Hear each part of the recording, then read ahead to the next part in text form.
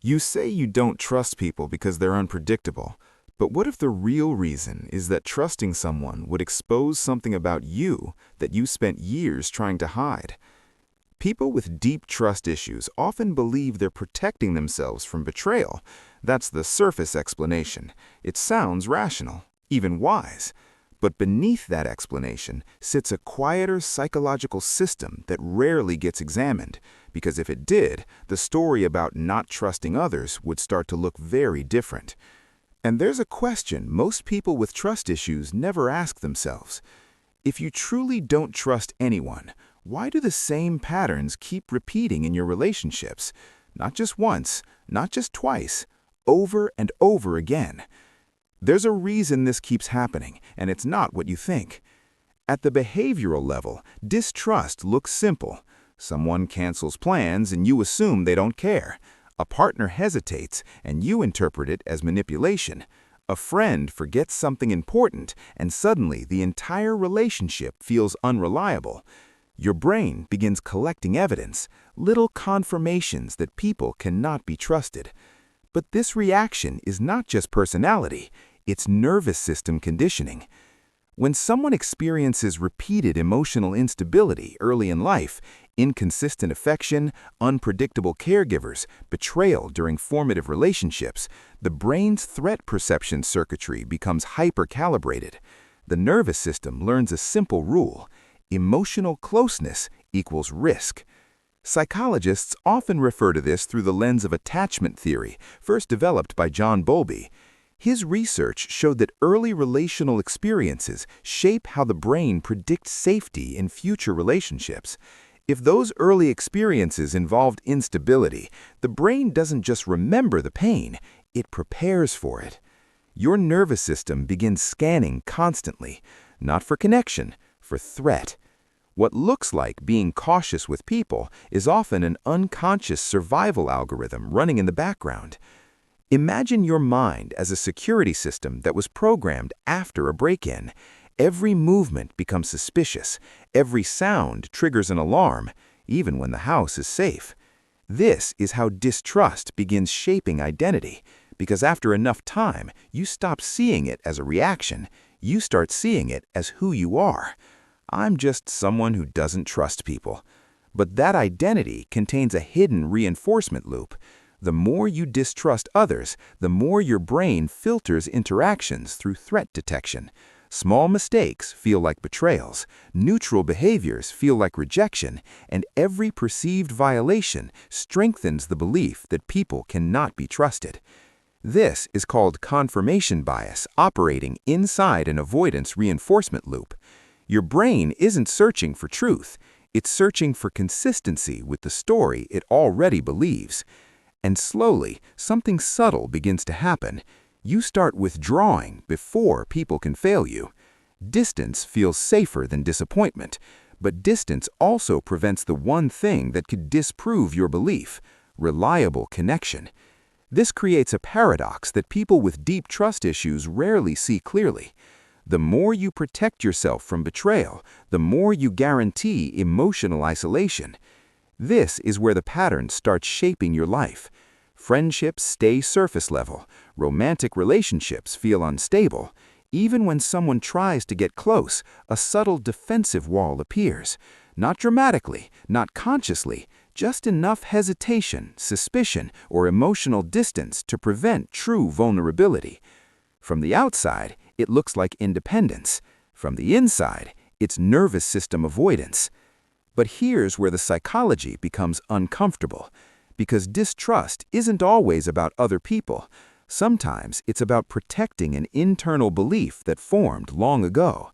A belief like this: if someone really knew me, they would eventually leave me.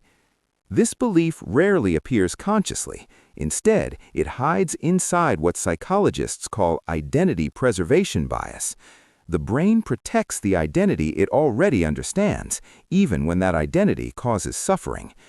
If part of you believes abandonment is inevitable, trusting someone becomes dangerous, not because they will betray you, but because they might not. And that possibility threatens the story your mind has organized around. This is where it turns. Because once distrust becomes part of identity, the brain begins shaping reality around it. You notice signals of rejection faster than signals of care. You interpret hesitation as disinterest. You emotionally withdraw before someone can get close enough to contradict the narrative. The pattern quietly becomes self-fulfilling. And this is the part no one warns you about. Distrust feels like protection, but over time, it becomes emotional gravity. Every relationship begins to orbit around the same invisible force, distance. Partners feel like they're never fully trusted. Friends sense they're being evaluated rather than accepted. Conversations stay cautious, vulnerability becomes rare. Eventually, people stop trying to break through the wall, not because they don't care, because the wall keeps moving. This is the moment where many people reinforce their belief. See, people always leave. But the nervous system rarely reveals the other half of the equation. When someone expects abandonment, they unconsciously prepare for it. They withdraw first. They doubt first. They protect first. Not dramatically, subtly, enough to change the emotional climate of the relationship. And over time, people respond to that climate. Not everyone, but enough to make the pattern feel inevitable.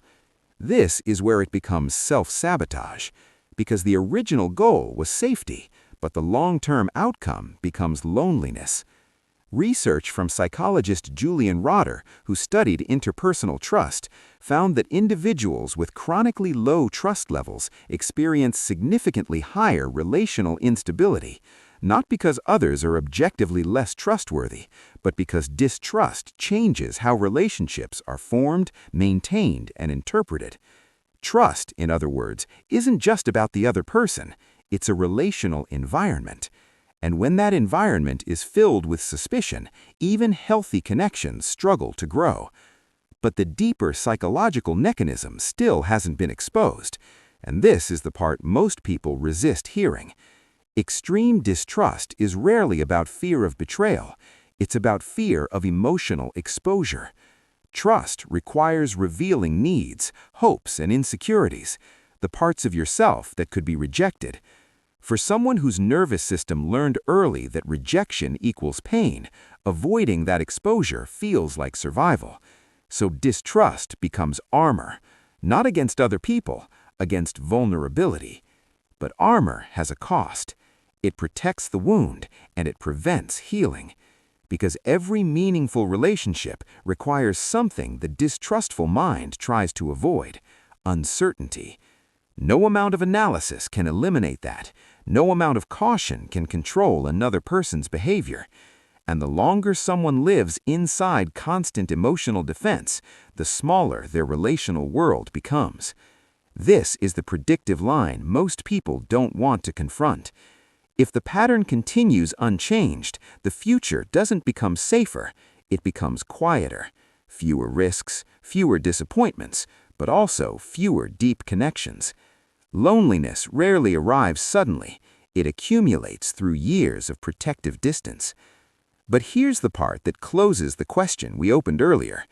Why do the same relationship patterns keep repeating for people who trust no one? Because the distrust was never only about other people. It was about protecting an identity built around emotional survival. And identities are stubborn. They resist change even when the original threat no longer exists. Which means the real shift doesn't begin when someone suddenly decides to trust others. It begins when they notice the system running inside them. The threat scanner, the avoidance loop, the quiet assumption that closeness leads to loss. Once you see that mechanism clearly, something subtle begins to change. Not instantly, not dramatically, but awareness interrupts automation. You begin recognizing when suspicion appears before evidence, when emotional distance shows up as protection rather than intuition, when your nervous system reacts to ghosts from earlier chapters of life. And that awareness creates a strange realization.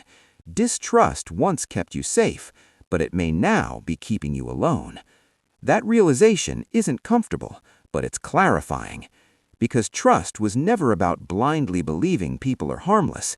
It's about recognizing when your mind is still fighting battles that already ended. And once someone sees that clearly, a new question quietly appears. If the wall you built to protect yourself is now the thing separating you from connection, what happens when you finally stop defending it? That's where the deeper psychological story begins. And if you're starting to notice how these hidden patterns shape identity, relationships, and loneliness, then you're already stepping into a much larger conversation about the psychology of human connection.